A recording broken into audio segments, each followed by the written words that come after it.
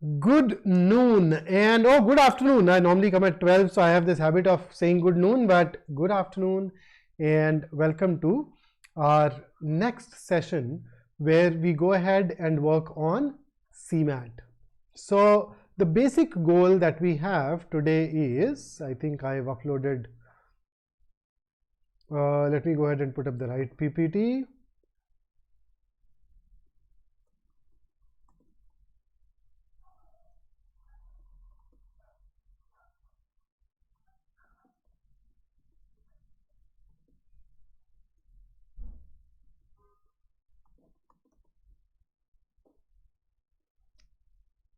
So there you go. So this is the first part of our 100 most important language comprehension questions for CMAT. So that's what you and I are going to do today. So remember when we met yesterday, we went ahead and talked about one specific aspect.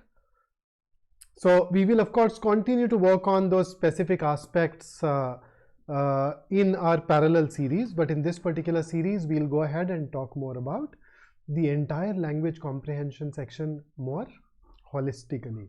Those of you who are joining in for the first time, I welcome you to BYJU'S Exam Prep channel. This is a place where we bring in a lot of sessions to cover every conceivable aspect of preparation.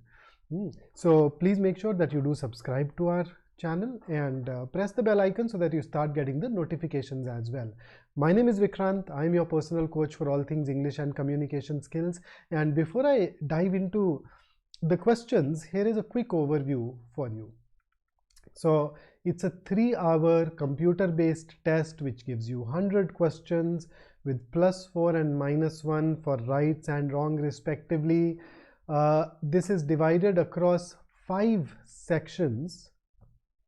Every section gets 20 questions, and within these sections there is no sectional time limit, there is no sectional cutoff. And specifically if I talk about language comprehension, the area that you and I have gathered to work on, so in this particular segment you can expect vocabulary based questions, mostly synonyms and antonyms, idioms, questions based on confusables, spellings, so these kind of things. Additionally, you can also expect a lot of grammar based questions. So any guesses what we should expect in grammar? I think that is pretty straightforward too. Error identification, changing the voice, remember active passive voice, and then direct and indirect speech, those kind of things. And then of course you typically also end up getting a passage.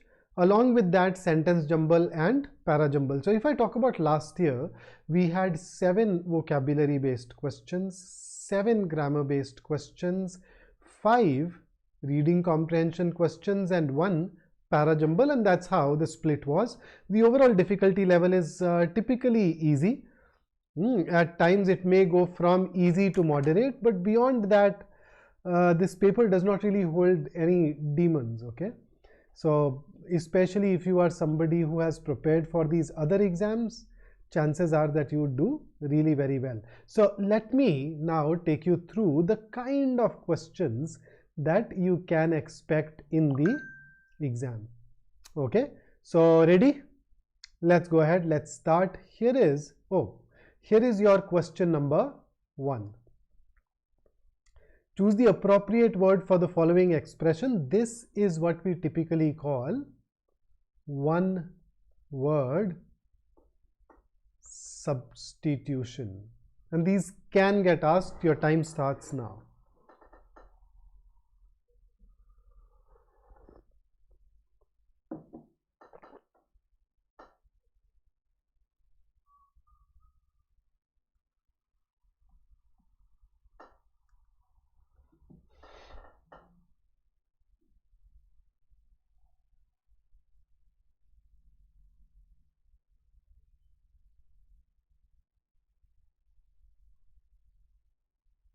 All right, so the correct answer to question number 1 is A, as Vikram has already pointed out.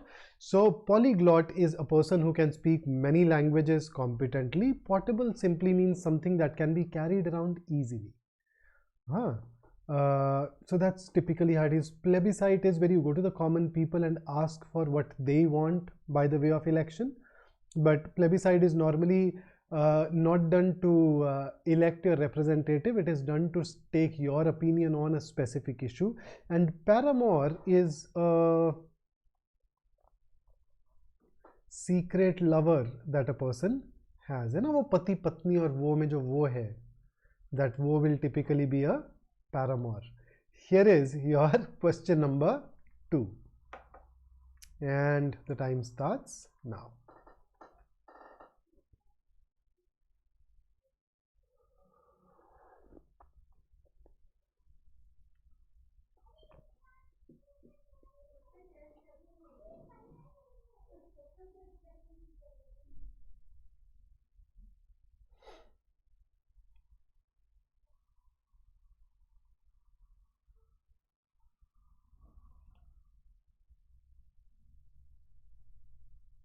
Okay, so somebody who deserves blame for an offense or a crime is called culpable.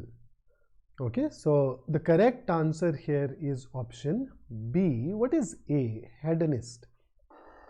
Hedonist refers to a person whose life is devoted to the pursuit of pleasure, or the physical pleasures. He just wants the best of everything. He just wants that self gratification that material objects bring to him. A synonym for this is Epicurean. So you can probably learn this. Misanthrope is a person who hates humankind. And regicide is killing of a king. So you know this suffix side is to kill. Regime, remember? So this root basically means king. So if you kill a king, it is called regicide. If a person kills his wife, it is called uxoricide. When you kill a lot of people of the same race, it is called genocide. So you'd have a lot of side words that you may have encountered. Here is your next one. Question number 3 on the screen. A feeling that one has experienced something before should be easy.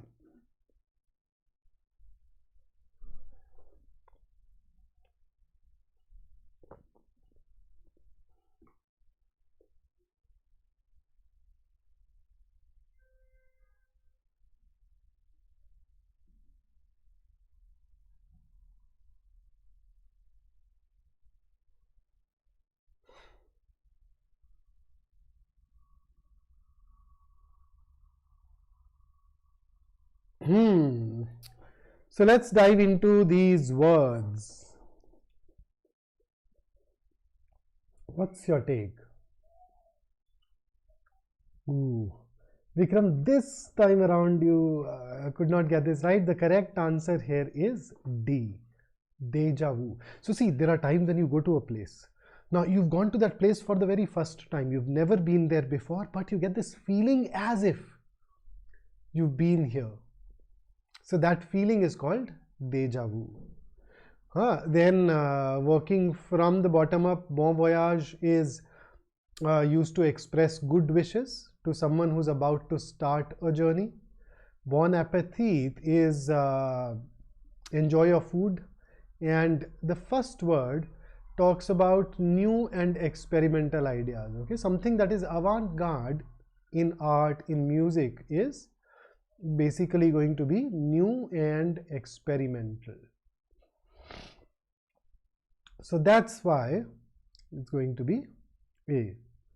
Mendu Vada Fukre, okay, this, I do remember this movie. What would I call it? Deja vu. I am not very sure, but it's okay. Maybe if that helps you remember it, why not? Here is your next question. So this time around, I've given you an idiom, and your job is to pick up the right meaning of the idiom.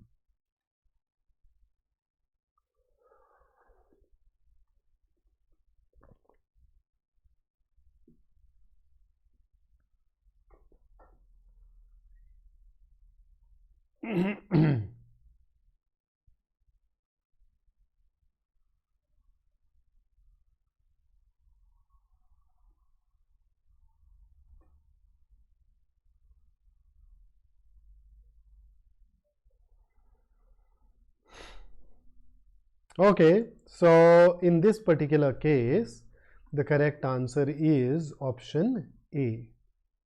So, you know, jaundice is when your entire body looks pale yellow. So, if you have jaundiced eye, it is a bit like saying that, you know, you see everything as yellow. So, in a way, you have bias, you have prejudice, and that is why our answer here is A. Next question. Another idiom, and the clock is ticking.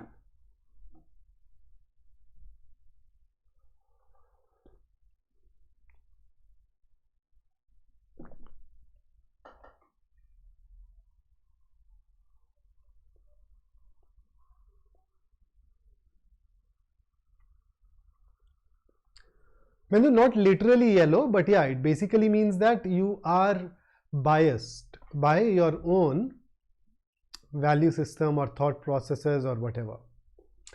Okay, so a rift in the lute basically means a state of disharmony between or among people, and that is why the correct answer here will be option D.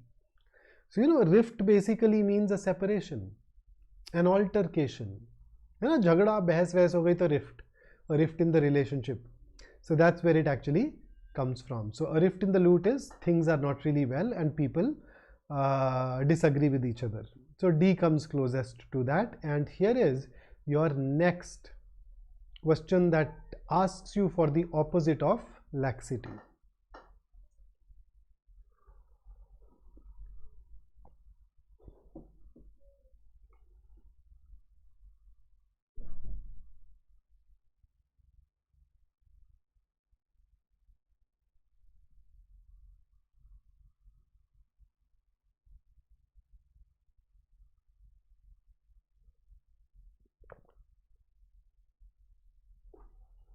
And there we go. The correct answer to this is option D.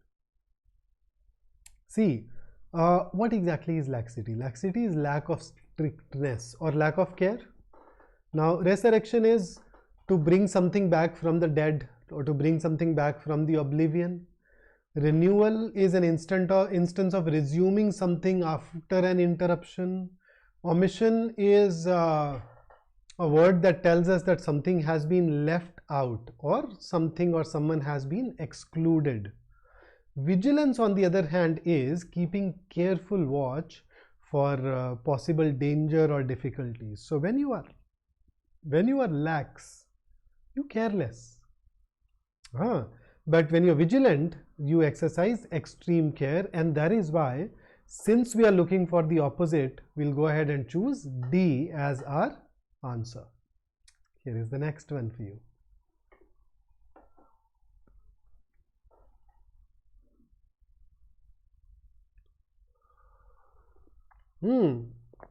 Mendu Vada, I'm sorry, I don't know your real name here, but any exam that asks English is an exam where my sessions are going to be useful. The only difference is the level of difficulty, etc. That may change, but you are right. You're preparing for RBI, SSC, bank PO, whatever. Defense exams, all of these questions are practically common to most of those areas. Okay, so what is the meaning of litigious? Somebody who is litigious is way too ready to take legal action to settle disputes. मतलब जरा सी बात पे कहीं झगड़ा वाला case डालूंगा मैं तो. So somebody who is litigious files a case at the drop of a hat. So let's look at A, disputations. Disputation is somebody who is fond of having heated arguments. Can we call this an antonym? Nope. Combative. Again, somebody who is ready to fight or argue. Opposite? No. Unaggressive is somebody who is peaceful. This can be our answer. Let's look at eristic. Eristic is characterized by debate or argument. So it's an adjective which once again means debate or argument. So that's more of a synonym than being an antonym. So our best answer choice in this particular question is going to be option C. Question number 8. There you go. So, most similar. This should be easy. Very high frequency words.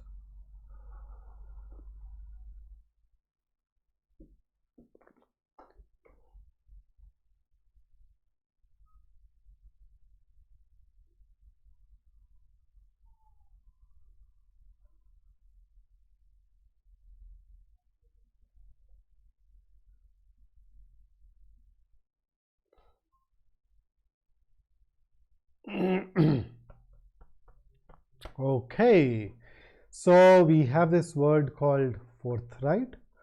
If a person is forthright, it means that the person is direct, outspoken, बिना लाग लपेट के अपनी बात साफ साफ तरीके से कहता है. We are looking for a synonym. So let's check. We have the very first word is devious. Devious is somebody who uses underhand tactics to achieve his goals. So devious person will not be direct. So this is going to be an antonym and not a synonym. So let's remove this. Candid. Candid means frank. Candid means straightforward. So that's definitely a synonym. How about subtle? Subtle is once again somebody who makes use of indirect methods. He'll not state something extremely directly. He'll quote it so that the message goes, but he's not direct. And evasive is another antonym. Evasive is when you try to avoid or escape, right? And thus I'd say the best answer that we have here to question number 8 is candid. So there you go. That's question number 8 for you. Some of us managed to get this right. I see that. Here is your next one.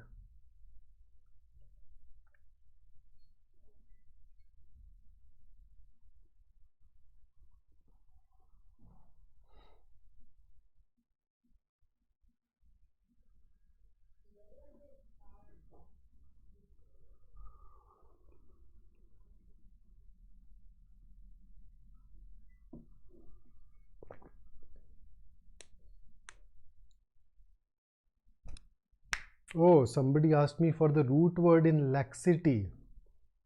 That's pretty straightforward. The root word in laxity is lax. Lax means loose. Lax can also mean slack. Slack off, to not give in your best.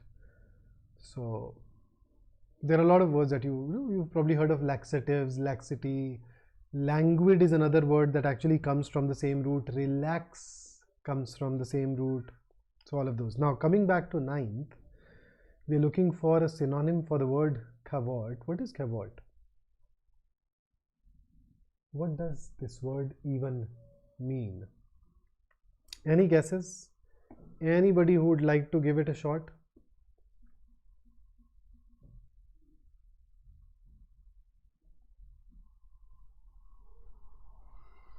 So cavort basically means to, I'd say what, to jump or move around in a playful way. You've seen children doing it when they play with their friends. So that's cavort. Now since you're looking for something that is most similar, I think the answer has to be pretty straightforward. Must be C. Right? It has jump. And therefore we have it there. Okay, so with that, let me take you over to your next question on your screen. So there is a sentence, there is an underlined part. You're supposed to give me the meaning of the underlined part.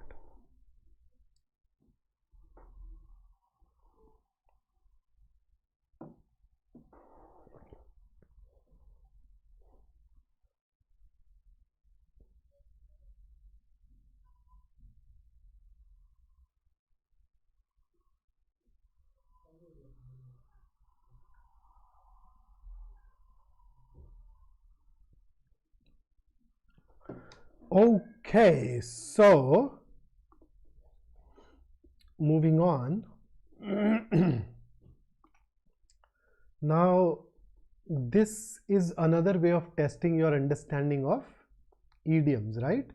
So if somebody is the cream of the crop, what does it mean? Somebody who is at the very top.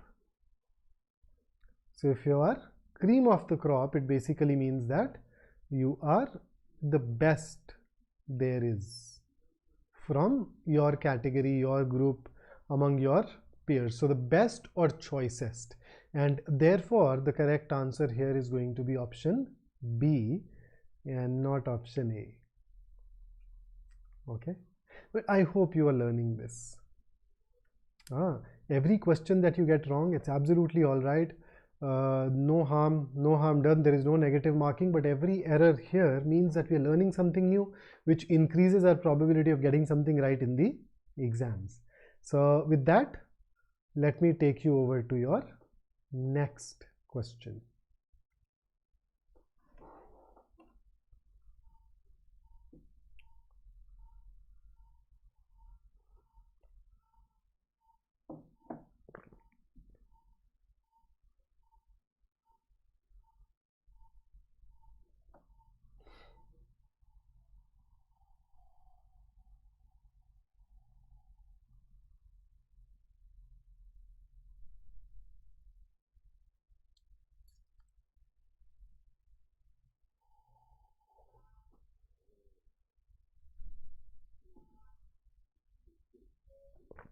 All right, so the correct answer to question number 11 is option A.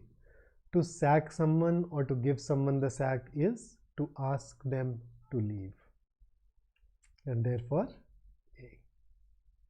Whenever you have any question, issue or concern, don't hesitate, okay? You can always go ahead and ask about that. So that's absolutely okay. That's fair game for me. Fair enough. So here is your next question, question number 12. Oh, sorry, I ended up repeating this question somehow. So, but that's all right. Let me then take you over to the question that comes after. So this is your question number 12 now. Rearrange all the segments to form a coherent sentence. This question type is normally called sentence jumbles. There are very few B school exams that use it. CMAT happens to be one of those exams where you do at times get it. There is no timer here, but once I get a couple of answers, I can go ahead and start discussing it further. In fact, you don't even need to do much. You can just read all the 4 answer choices, you know, the arrangement of the various segments in every answer choice. If you just read it, even then you would probably be able to solve it in 30-40 seconds.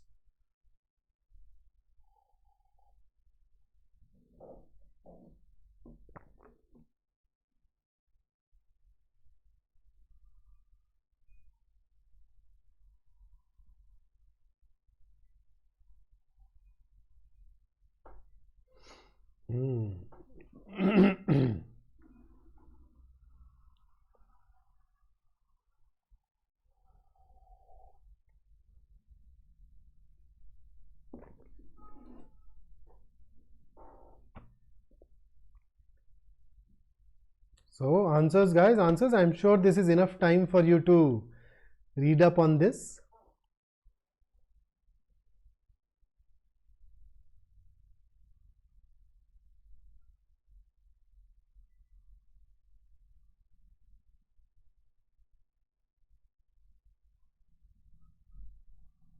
Okay, so the best answer here is going to be option C. Now I see that some of us have also picked up B, so let's read this. It has been observed that the movement from one stage to another did reflect in macroeconomic numbers to a gradual opening up. So this E to A, this transition does not make any sense. Moreover, when you say BCE, movement of what? You remember this movement of something has to be understood from the context. So if you put C and E before D and A, then that part is not automatically understood and is therefore going to create a bit of a problem for us. And that's why option C. And with that, let me take you over to the next sentence jumble. How would you answer this one?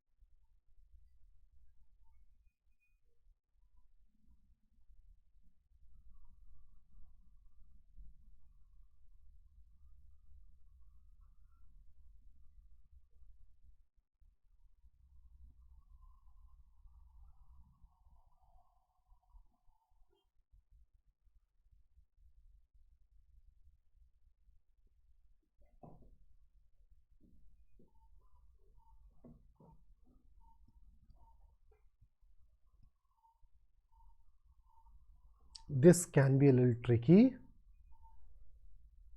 but I'm really glad that Vikram has definitely managed to get this right. So C it is. Absolutely correct. That should work. And with that, let me ask you the next one. Question number 14. Why don't you go ahead and answer this?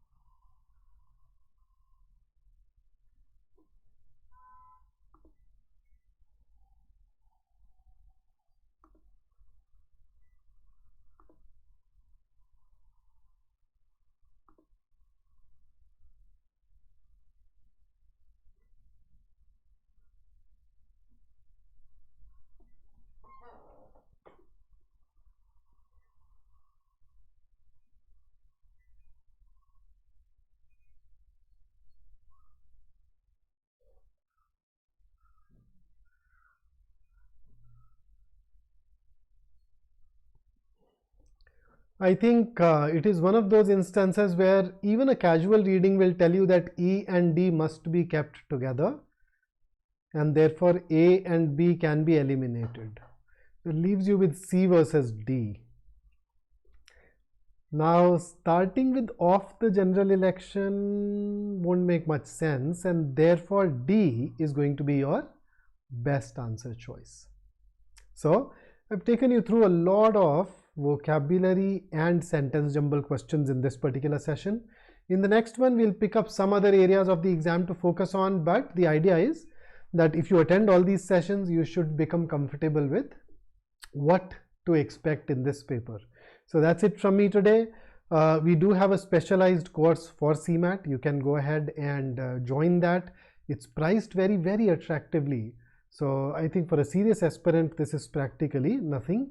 In case you know of anybody who's preparing for CAT 24, do let them know about this workshop that we are conducting on 31st and the fact that we have a scholarship test taking place tomorrow. You can at least help them in working with an amazing team here at BYJU'S. In case you happen to have any query, you want to sit down with us, with one of us one-on-one and discuss, please fill out this form and we would love to have that chat with you. So that's it from me today. Don't forget to like the video before you leave, and I will see you soon enough with the next session picking up some other area. Okay, until then, stay safe, stay focused, stay in touch. Take care.